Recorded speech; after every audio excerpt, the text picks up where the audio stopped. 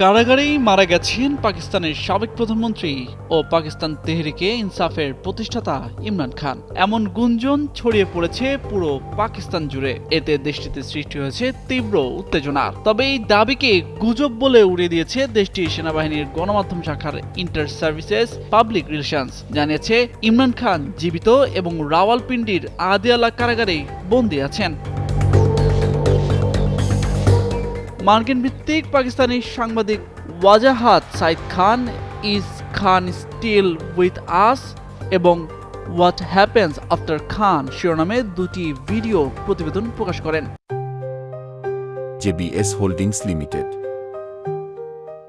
প্রতিবেদনে তিনি পাকিস্তান সেনাবাহিনীর সদর দপ্তরের সঙ্গে সংশ্লিষ্ট ৩ জন জ্যেষ্ঠ কর্মকর্তার সঙ্গে কথোপকথনের কথা উল্লেখ করেন। তাদের উদ্ধৃত করে তিনি জানান, ইমরান খান আর জীবিত আছেন কিনা এ নিয়ে সেনাবাহিনীর ভিতরে গভীর উদ্বেগ রয়েছে। খবরটি দ্রুত সামাজিক যোগাযোগ মাধ্যমে ছড়িয়ে পড়ে। এতে ইমরান খানের সমর্থকদের মধ্যে ব্যাপক আতঙ্ক ও ক্ষোভ দেখা দেয়।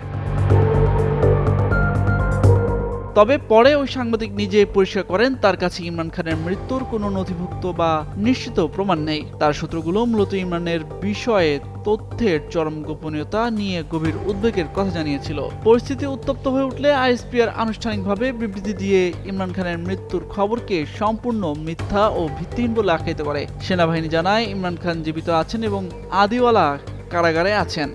একই সময় ইমরানের পরিবারের ঘনিষ্ঠ সূত্র থেকেও জীবিত থাকার বিষয়টি নিশ্চিত করার দাবি করা হয়।